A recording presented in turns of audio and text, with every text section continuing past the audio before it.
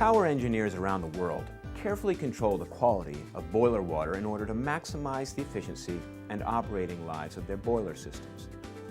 They're especially concerned with controlling the concentration of dissolved oxygen. Even low levels of dissolved oxygen, or DO, in boiler water are highly corrosive, causing pitting in the metal surfaces. This can result in not only inefficiency, but costly repairs and downtime, so nearly complete oxygen removal is required.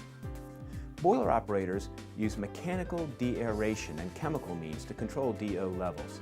De-aeration equipment heats the feed water and vents the released gases, including oxygen.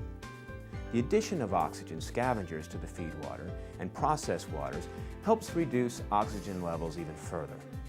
The residual DO concentrations are then monitored. The purpose of this video is to display a simple, industry-proven method to measure trace levels of dissolved oxygen in boiler feed water. CHEMetrics dissolved oxygen chemettes and ULR chemettes ampules provide the power plant operator with a rapid, reliable means of determining parts per billion levels of dissolved oxygen without the calibration or routine maintenance requirements associated with online methods. This means that accurate results can be obtained almost immediately, usually in about 1 minute. CHEMetrics kits are commonly used as the primary method for determining dissolved oxygen, a means to verify readings obtained from online monitors, or as a backup method when online equipment fails. Each dissolved oxygen ampule contains a unit dose of the highly sensitive reagent rhodazine D, sealed under vacuum. The CHEMetrics rhodazine D method has been approved by the ASTM for boiler waters and applications requiring testing for low levels of DO. Ideally, sample testing should be performed at the boiler feed water pump or near the discharge side of the pump.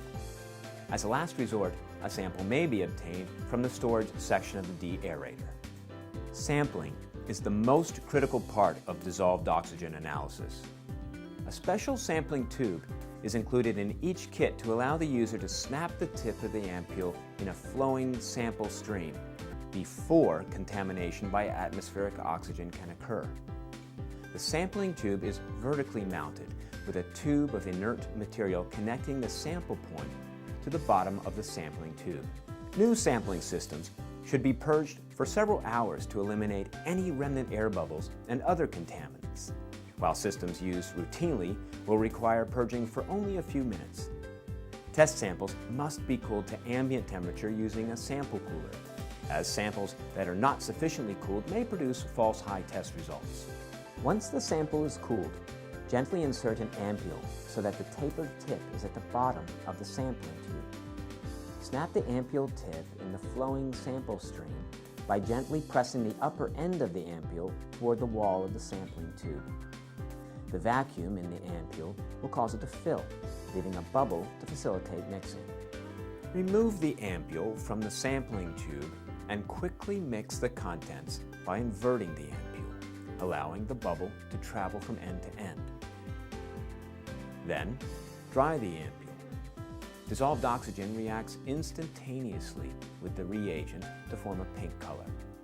For the oxygen chemettes ampules, the color comparison must be made within 30 seconds. For the ULR chemettes, allow the bubble to travel from end to end 10 times, and then make the color comparison immediately after mixing. To obtain the test result, use the round comparator by gently placing the ampule, flat end first, into the round comparator. Hold the comparator up toward a source of light and view from the bottom. Rotate the comparator until the best color match is found. It's that easy. Here at CHEMetrics, we believe that testing should be as simple as possible. Our test procedures are fast, easy, and accurate, making CHEMetrics kits the top choice among plant operators worldwide.